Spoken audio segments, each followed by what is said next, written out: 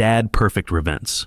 My daughter-in-law said, "You live here free, hand over your savings, or find somewhere else to go." Those words hit me like a sledgehammer to the chest. I'm sitting at their kitchen table in Westerville, Ohio, the one with the fake granite countertop and mismatched chairs, looking at Barbara Miller, my son's wife, and I can see she's been planning this conversation for weeks. My name is Leonard Patterson. I'm 65 years old, and I used to think I understood people pretty well. Spent 40 years as a civil engineer, building bridges and roads that had to last. Turns out I wasn't so good at reading the people closest to me. It started innocently enough. My wife Dorothy passed away 3 years ago from pancreatic cancer. We'd been married 38 years, lived in our modest house on Oak Street in Dayton. The house had blue shutters that Dorothy painted every other spring, a front porch where we'd sit with evening coffee, and a kitchen where she'd hum while making her famous pot roast. After she died, I tried to keep going like nothing changed. But the house felt too big, too quiet. Every room echoed with memories I wasn't ready to face alone. My son Victor called every few days, worried about his old man rattling around alone. Victor's a good kid. Well, he's 37 now, works in IT down in Columbus. He married Barbara 5 years ago. She's a marketing director at some consulting firm, always dressed sharp in her blazers and heels, knows how to talk to people in that smooth, professional way. At the wedding, I thought she was a little too polished for our blue-collar family, but Dorothy said to give her time. She makes Victor happy, Dorothy had said, adjusting my tie in the church bathroom mirror.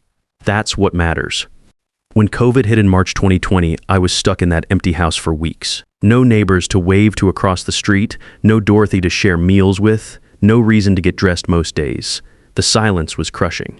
That's when Victor made the offer during one of his evening check-in calls. "Dad, come stay with us for a while. We've got a finished basement, your own space. Just until things get back to normal." I packed a single suitcase, seemed wrong to pack more when Dorothy's clothes still hung in our bedroom closet, and drove the 90 minutes to Columbus.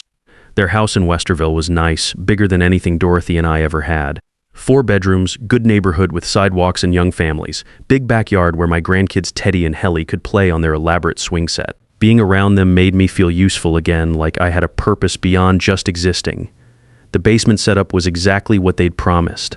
Private entrance through the back patio, full bathroom with a decent shower, little kitchenette with a mini fridge and microwave. The previous owners had installed laminate flooring and painted the walls a calming beige. I had my own space but could be part of the family when I wanted. Those first 6 months were genuinely good. Victor grilled burgers on weekend afternoons while I pushed Helly on the swings. Barbara made this incredible pot roast on Sundays that reminded me of Dorothy's, and we'd all sit around their dining room table like a real family. Teddy was 10, crazy about baseball stats, could recite batting averages like other kids knew video game codes. Helly was 7, obsessed with marine biology, constantly asking me to help her look up facts about deep-sea creatures on my tablet. Being around them made me remember why Dorothy and I had wanted grandchildren so badly, why we'd talked about the day when Victor would give us little ones to spoil. I wasn't freeloading. My pension from the county engineering department and Social Security brought in $3,800 a month, more money than I needed living in their basement. I paid for groceries twice a week, always the good stuff. Fresh vegetables, quality meat, name brand cereals for the kids. I picked up Teddy and Helly from school 3 days a week because Barbara's job kept her late and Victor's commute from downtown was unpredictable. When their dishwasher died in September, I didn't ask questions, just called the repair guy I found online and paid the $400 bill without mentioning it. I felt useful for the first time since Dorothy died, had morning coffee on the little patio, helped Helly with her science projects about ocean animals, taught Teddy how to calculate ERA and batting averages. Dorothy would have loved seeing me with the grandkids, would have sat in the backyard with us on Sunday afternoons. Probably would have become best friends with Barbara eventually. Around November, things started shifting, not dramatic, just little comments during dinner conversations. Barbara mentioned over their dining room table one evening that their utilities were higher than expected in the bigger house. Made sense, more square footage than their previous apartment, higher heating bills as winter approached. The house was beautiful, but old, probably not as energy efficient as modern construction. I offered to cover $200 a month toward utilities. She smiled that professional marketing smile and said that was very generous of me. By February, I was covering $300 for utilities plus internet, since I used Wi-Fi as much as anyone for my tablet and the occasional video call with my sister Margaret. In March, Barbara suggested we set up a shared grocery account when she was loading the dishwasher after Sunday dinner, steam rising from the hot plates. More efficient, she explained using her work voice. She could order everything online through one of those delivery services, save multiple trips to the store. Made sense on paper, less driving, better organization, bulk purchasing power. I transferred $500 a month into that shared account she set up. That's when I should have started paying attention to the numbers with my engineer's mind, but I was happy in a way I hadn't been since Dorothy's funeral. I had my morning coffee ritual on the little patio watching the neighborhood kids walk to school. I felt like I belonged somewhere again, like I was contributing to something larger than my own grief. The conversation I mentioned earlier, the one where Barbara dropped her ultimatum, happened on a Tuesday evening in May. Victor was working late on some server migration project. Kids were upstairs in their respective bedrooms doing homework. The house felt unusually quiet, just the hum of the central air conditioning and the distant sound of Helly practicing violin in her room. Barbara poured herself a glass of white wine from the bottle they kept in the door of their stainless steel refrigerator, sat across from me at their kitchen table where Wedge shared so many family dinners. "Leonard, we need to talk about the living arrangement," she said, using that professional voice she brought home from client meetings. The same tone she used when explaining marketing strategies to Victor's relatives at family gatherings. "I've been running some numbers, and honestly, we're struggling with the mortgage and car payments." I set down my coffee mug, the blue one Teddy had picked out for me at a school fundraiser. "I understand money's tight for young families," I said. "Is there something specific I can help with?" "The thing is," she continued, swirling her wine like she was buying time to choose her words carefully, "if we rented out the basement to a regular tenant, we could get $1,500 a month easily. Probably $1,700 in this market, considering the private entrance and full bathroom." I sat there feeling something cold settle in my stomach. The same feeling I used to get on construction sites when I spotted a structural problem everyone else had missed. "Are you saying you want me to pay rent?" "I'm saying we need to be practical about this situation. You're living here essentially free while we're covering the mortgage, property taxes, homeowner's insurance, maintenance costs. It's not sustainable long term." The way she said it, like she was explaining basic math to someone who could grasp simple concepts, that's what really got to me. I'd spent 40 years calculating load tolerances and stress points, managing million-dollar bridge construction projects where one mistake could cost lives. I understood numbers better than most people understood their own bank accounts. "How much are we talking about?" I asked, keeping my voice level. "Well, considering you're already contributing about $800 a month for utilities and groceries, if you could add another $700, that would bring it to $1,500. Fair market value for what you're getting." Fair market value, like I was some stranger who'd answered a Craigslist ad, instead of the grandfather who'd been picking up her children from school every week for over a year. I told her I needed to think about it, which was engineer speak for I need to run the numbers. Went downstairs to my little space, closed the door, and started doing what engineers do when faced with a problem. I made a spreadsheet. Every contribution I'd made in the 14 months since they'd moved to the Westerville house. Groceries, utilities, repairs, kids, sports fees, birthday presents, Christmas gifts, that elaborate swing set I'd bought in August, because the kids wanted one and Victor was stressed about money. The numbers were brutal. Adi contributed $22,000 in direct cash payments, plus services worth another $8,000 if calculated at reasonable hourly rates.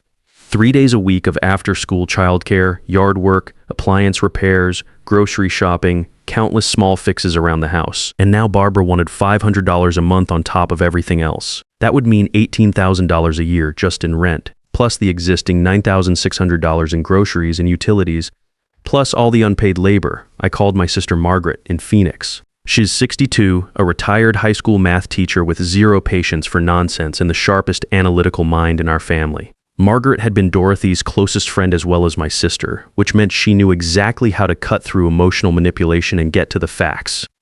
"Maggie, I need some perspective here," I said, and laid out the whole financial situation, reading directly from my spreadsheet. She listened without interrupting, the way good teachers do when students are working through complex problems. Then, "Len, you know what she's doing, right? She's testing how far she can push you financially, and every time you say yes to her demands, she learns she can ask for more. But the kids need stability, and Victor's been stressed about money. The kids will be fine. You think Barbara is going to keep you away from your grandchildren if you don't bankrupt yourself paying her inflated rent? She knows you'd fight that legally, and she knows she'd lose. Those kids love you, and courts protect grandparent visitation rights." That conversation with Margaret shifted something in my thinking. I started approaching the situation like I would any engineering problem, gathering data, analyzing patterns, identifying structural weaknesses in the arrangement that was slowly crushing my financial independence. I began recording our conversations on my smartphone, nothing illegal since Ohio is a one-party consent state, just protecting myself the way I document safety violations on construction sites. I researched elder financial abuse laws online, spending hours reading state regulations and case studies. Turns out what Barbara was doing had a name in legal circles: financial exploitation of a vulnerable adult. There were specific protections, reporting mechanisms, even criminal penalties for family members who systematically drained elderly relatives' resources. The next time Barbara brought up the rent increase, I was ready with my own professional approach. We were in their living room, Victor reading some technical manual on the sectional sofa nearby, the evening news playing softly on their mounted flat-screen TV. "Barbara, I've been thinking about your rental proposal," I said, pulling out printed copies of my financial analysis. "I've also been doing some calculations of my own." I handed spreadsheets to both of them, watching Victor look up from his reading with that expression people get when they realize a conversation is about to become much more serious than expected. "In 14 months, I've contributed $30,000 to this household," I said, watching Barbara's marketing smile flicker like a light bulb with loose wiring. "That includes the $8,000 I gave you for the down payment when you bought this house, plus all the ongoing expenses I cover monthly." Victor set down his manual, giving me his full attention for the first time in months. "I also provide 15 hours a week of childcare at school pickup and weekend activities, worth approximately $12,000 annually at current babysitting rates in this area. When I add up repairs I've paid for, kids' sports equipment, birthday, and Christmas presents, plus that swing set, we're looking at additional thousands." I pulled out my phone, opened the voice recording app E'd learned to use. "Now you're asking for another $8,400 annually on top of that, which would bring my total yearly contribution to over $38,000. My entire annual income after taxes is $42,000. Barbara's wine glass stopped moving. "Leonard, I think you're overcomplicating this actually. I'm simplifying it. Mathematically, what you're proposing would consume 90% of my income, forcing me to dip into the $285,000 from selling my house, money I'm planning to leave to Teddy and Helly for college." The living room went quiet except for the low hum of their central air and distant sounds of kids moving around upstairs. Victor looked uncomfortable in that specific way that told me he'd known these numbers for a while but had been choosing not to think about them. "Here's what else I've learned," I continued, pulling out printed pages from my legal research. Ohio Revised Code 29-3.16 defines financial exploitation of an elderly person, taking advantage of someone over 60 through deception, intimidation, or manipulation to gain control of their property or financial resources. It's a felony. Barbara went pale. "Are you threatening us?" "In protecting myself the same way you're protecting your family's financial interests. I've documented every conversation, every payment, every service I've provided. I've researched market rates for the services I provide versus what you're charging me to live here." Victor finally spoke up. "Dad, what exactly are you saying?" "I'm saying I'll continue contributing what I've been contributing, about $800 monthly plus childcare and household help. That's fair compensation for my space and more than reasonable considering everything else I provide. If that arrangement isn't acceptable, I'll start looking for my own place." Barbara tried a different approach, leaning forward with her best concerned expression. "Leonard, I think you're misunderstanding our financial pressures. The mortgage on this house is substantial. And with inflation, I understand perfectly. I also understand that those financial pressures aren't my responsibility to solve by bankrupting myself. When Victor bought this house, he knew what the mortgage payments would be. When you decided to have children, you knew what childcare and activities would cost." I stood up, gathering my papers. "I've spent 40 years in engineering, which taught me something important about load-bearing capacity. Every structure has limits. Push beyond those limits and something fails catastrophically." The conversation ended there, but I could see in Barbara's eyes that she wasn't giving up. Over the next 2 weeks, she tried different tactics. Guilt about the children needing consistency in their living situation. Concerned comments about how difficult it would be for someone my age to start over in a new place. Reminders about how much the family enjoyed having me around, delivered with that practiced sincerity she probably used on difficult clients. I continued my research, spending mornings on my tablet learning about elder financial abuse, tenant rights, and housing options for seniors. I contacted the area agency on aging, spoke with a counselor about my situation without naming names. She confirmed what my instincts were telling me: I was being systematically exploited, and it would only get worse if I didn't establish firm boundaries. I started house hunting online, looking at condominiums and senior-friendly communities within reasonable distance of Westerville. Found several promising options in Dublin and Worthington, places where I could maintain independence while staying close enough to remain involved with Teddy and Helly. When I told Victor and Barbara I'd made an offer on a 2-bedroom condo in Dublin's Riverside Green community, their reactions told me everything I needed to know about their true motivations. Victor looked relieved, like a weight had been lifted off his shoulders. Barbara looked like someone who'd just watched their most profitable client walk out the door. "You don't have to do this, Dad," Victor said, but his tone suggested he actually thought I should. "We can work something out, find a compromise that works for everyone." "I want to do this," I told him, surprising myself with how much I meant it. "I want my own space again, my own kitchen where I can make coffee at 5 a.m. without worrying about waking anyone. I want a mortgage-free home where nobody can change the terms on me." The condo was perfect. Second-floor unit with southern exposure, good natural light, updated kitchen, community pool, and fitness center. The Riverside Green complex was designed for active adults with walking trails and social activities, but no age restrictions that would interfere with grandchildren visiting. I could buy it outright with proceeds from my Dayton house sale and still have substantial savings remaining. Barbara made one final attempt the evening before my closing. She found me on the basement patio, enjoying what I knew would be one of my last cups of coffee in that space. "Leonard, I hope there are no hard feelings about our financial discussions. I really think there might have been some miscommunication about what we were asking." I looked at her, this woman who'd systematically manipulated me for months, trying to rewrite history now that her scheme had failed. "Barbara, there was no miscommunication. You saw an opportunity to extract money from a grieving widower, and you took it. The only miscalculation was assuming I wouldn't eventually apply the same analytical skills I used in 40 years of engineering." She didn't have an answer for that. The next morning, moving day arrived with surprising efficiency. Victor helped me load my truck with the belongings I'd accumulated during my 18-month stay. My clothes, a few pieces of furniture I'd bought for the basement, photo albums Dorothy would have wanted me to keep safe, and the toolbox I'd used for all those household repairs that had saved them hundreds of dollars. "This is a good thing you're doing, Dad," Victor said as we carried the last box up the basement stairs. "I'm proud of you for standing up for yourself." It was the most honest thing Head said to me in months. Barbara appeared in the kitchen doorway as I was saying goodbye, wearing her weekend clothes and that professional smile that never quite reached her eyes. "No hard feelings, Leonard," she said, extending her hand like we were concluding a business meeting. "I hope you'll be very happy in your new place." "I'm sure I will be," I replied, shaking her hand briefly. "And Barbara, I hope you learned something about fair market value." The drive to my new condo in Dublin took 15 minutes through suburban Columbus traffic. Riverside Green was everything the realtor had promised: well-maintained buildings with brick facades and mature landscaping, a community pool with actual people using it, walking trails that connected to Dublin's extensive bike path system. My second-floor unit had a small balcony overlooking a courtyard where residents had planted flower gardens. That first morning in my own place, I woke up at 5:30 a.m. out of habit and realized nobody needed me to be quiet. I made coffee in my own kitchen, a proper pot, not the single-serve machine Ed used in the basement. I sat at my own table, bought at a furniture store the week before closing, and read the Columbus Dispatch for an hour without anyone asking me for help with homework or breakfast or finding missing soccer cleats. It felt like something I'd forgotten I was allowed to have: personal space without negotiation, financial decisions without consultation, the freedom to eat cereal for dinner if I wanted, or to leave dishes in the sink overnight without judgment. Teddy and Helly came to visit the following Saturday.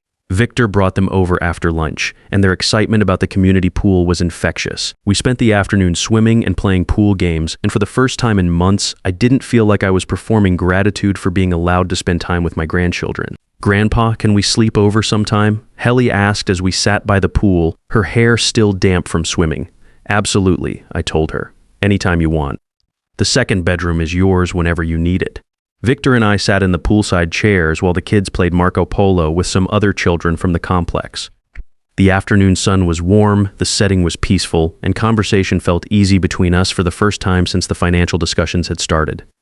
"Dad, I owe you an apology," he said, watching Teddy execute an elaborate cannonball. "I let Barbara handle too many family decisions without really paying attention to how they affected you. You were trying to keep peace in your marriage," I said. "I understand that, but you're a grown man with children of your own. Some decisions require your direct involvement."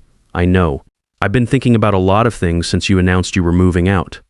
We didn't need to discuss Barbara's role in the financial manipulation. Victor wasn't stupid, and he could do the math as well as I could.